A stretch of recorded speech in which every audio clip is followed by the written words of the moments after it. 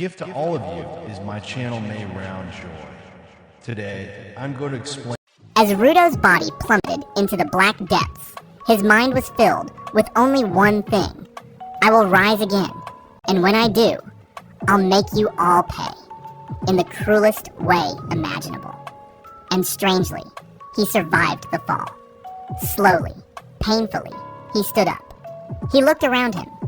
Trash, filth, rot. The air reeked, the ground squelched. But before he could process any of it, a monstrous creature emerged out of nowhere, charging straight at him with murderous intent. This is where today's episode begins. The second chapter of Rudo's descent into hell, and his fight to rise again. Rudo's mind started spinning with thoughts. Why do criminals commit crimes? Don't they know that if they're caught, they'll be dumped here? Into this pit? Into this living nightmare? But then, why do people hate criminals so much? Why such obsession? Don't they feel even a shred of pity when they throw someone down into this abyss? He didn't know. Not really. He had no idea what had happened to the others who'd been cast into the pit before him. Back to the present. Rudo, now half mad with fear, started running. The monsters came. One at first, then more. And more. An entire swarm. Rudo panicked, and deep in his heart, a question whispered, "Is this it? Is this how I die? Is this my end?" He couldn't even tell what the monsters were made of. Flesh, garbage, or something far, far worse. One of the creatures attacked with brutal force. Rudo barely dodged, barely survived. One hit. That's all it would have taken. Then, something caught his eye.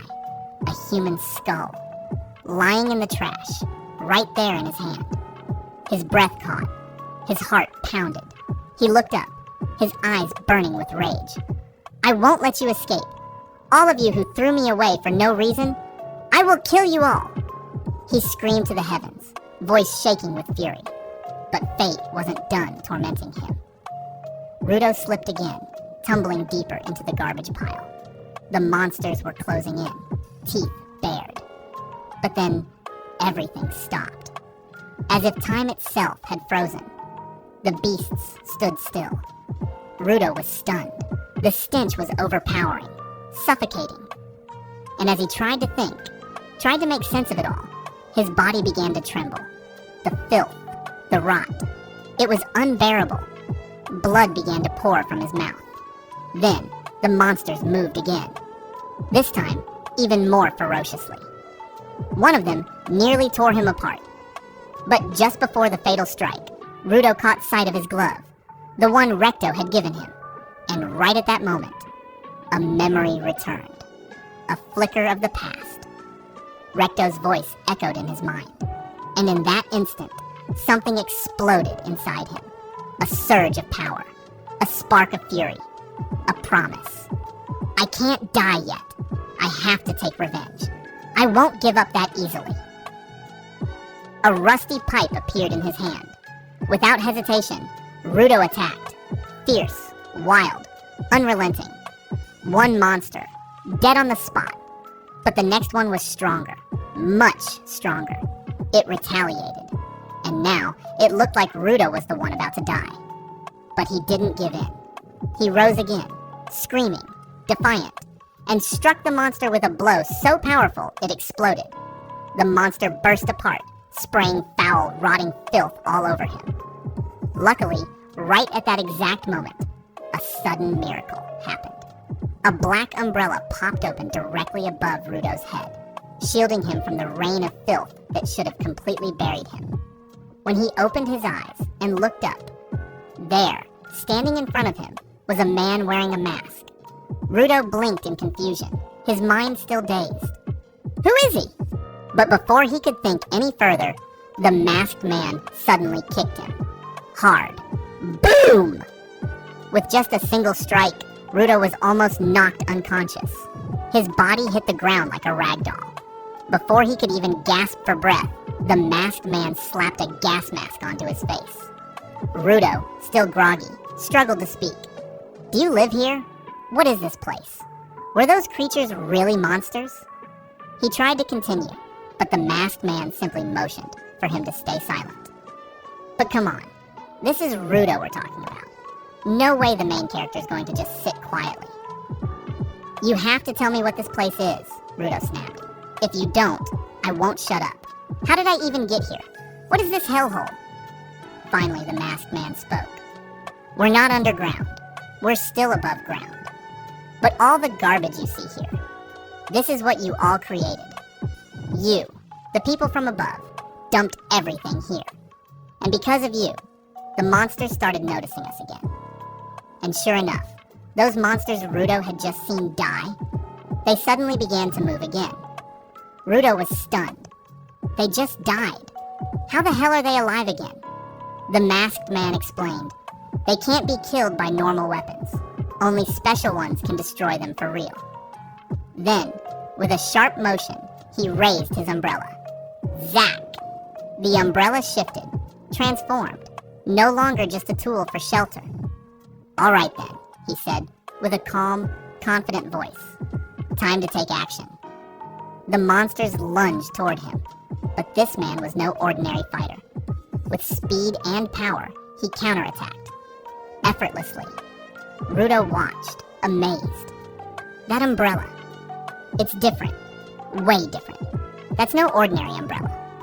And the monster that got hit did not get back up. They're really dead this time. Rudo whispered in disbelief. Then the man jumped to higher ground, positioning himself for a final strike. With a single thrust of his weapon, boom! An explosion of energy ripped through the air, destroying every last monster in the vicinity. Rudo stood frozen, mouth wide open. What the hell? If I had even one weapon like that, I could destroy everyone up there. Every last one of them. And make them suffer. The man looked down at him and said casually, Oh, so you're still alive. I thought that kick might have killed you. He stepped forward and introduced himself. The name's Engine, but some call me the humble cleaner, or just the janitor, if you will. Suddenly we're pulled into a flashback. A younger, dirtier, worn-out Rudo was speaking with Recto. Bro, why do you look like such a wreck today? Recto asked, half laughing. I got the crap beaten out of me, Rudo muttered. Oh, so they hit you again?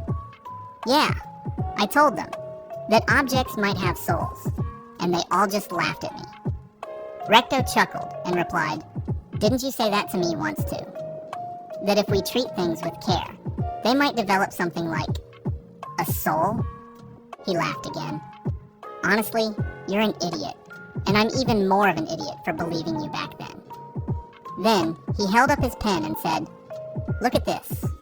Who knows, maybe my pen has a soul too. As he showed off more of his belongings, Rudo quietly asked, Then, does that mean this glove might have a soul too? Recto smiled and nodded. Yeah, why not? I mean, if you really take care of it, it's not impossible that something like that could happen. Rudo replied, All right then, I'll make sure to take care of it, as best as I can. Back to the present. Rudo's eyes snapped open. He gasped.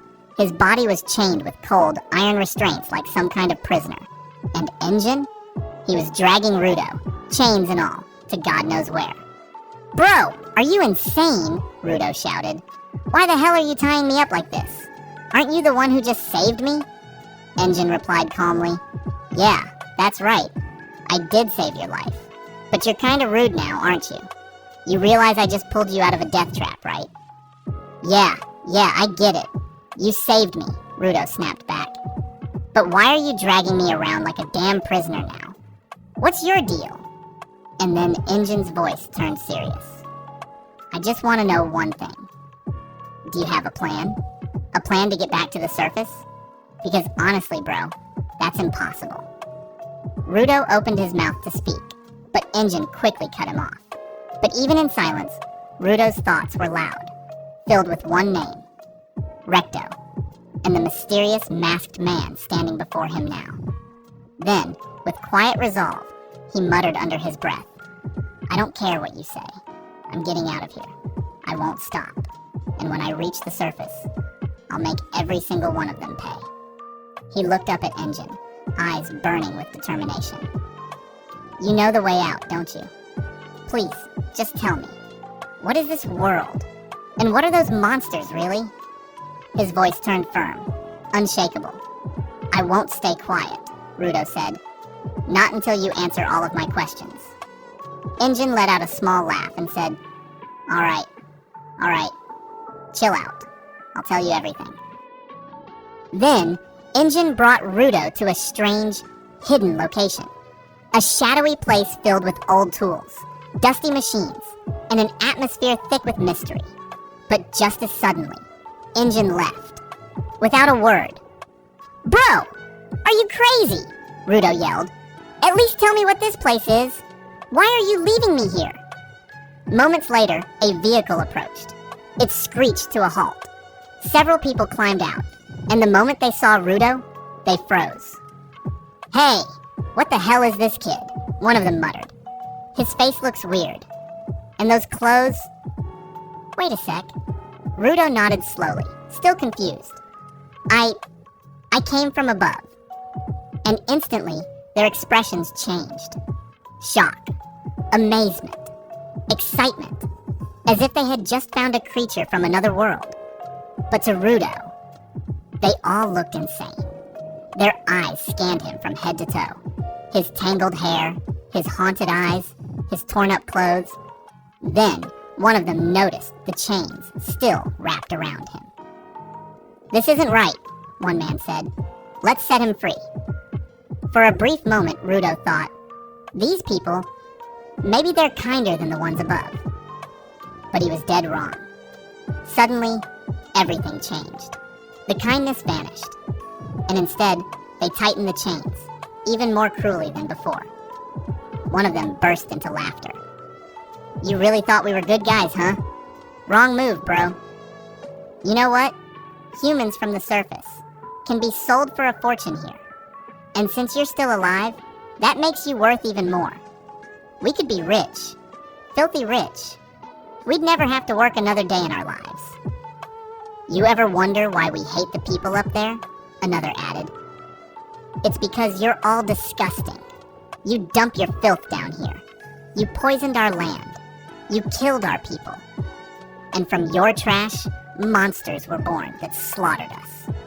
And now you're here. I'm honestly curious what the people down here will do to you. Maybe they'll torture you, humiliate you, rip you apart, live on stage. Then, they dumped a pile of rotten garbage in front of Rudo. This is your food now, one of them said, shoving it toward his mouth. Eat, they shouted, stuffing the filth into him. You think we get to eat like kings? No. Thanks to you, this is all we have. Laughter erupted around him, cruel, mocking. They jeered at Rudo, forcing him to choke on the trash. But just as one of them got closer, grinning, crack! Rudo bit into the man's finger. Hard, so hard that bone pierced the skin. A scream tore through the air. Everyone froze, staring. And then, they saw him. Rudo, still chewing the last bits of filth, his eyes blank and terrifying. And then, his hands began to glow. A strange, burning energy surged through him. The chains that bound him exploded into pieces. Panic erupted. Everyone around him scrambled in fear. Rudo stepped out of the vehicle, and a powerful aura began emanating from his body. Dark, unstoppable, otherworldly. From a distance, Engine watched calmly, with a tiny smirk. I knew it. From the moment I first laid eyes on him, he whispered. Suddenly, the broken chains that once imprisoned Rudo began to twist and merged with his glove, transforming into a weapon. And in that moment, Recto's words echoed in his mind. A soul can live inside an object. The energy intensified. And now, Rudo stood armed, with a weapon born of rage, pain, and memory. Then Engine's voice rang out. There are certain people with a rare gift. They can awaken the soul of an object. These people are called givers. And Rudo, now consumed by fury, was ready. One of the men, now trembling and furious, shouted, "I don't care who you are. We'll all fight you together. You're dead meat." They charged, but Rudo didn't back down. He fought back, hard. One by one, he took them down. Smashing, slamming, breaking. No mercy. "That weapon, it's the chains. If we can tear it from his hands, he'll lose his power." One of them lunged and managed to knock the weapon away. Rudo stumbled, but then, in front of him, he saw an old tire. He reached for it. Zrak!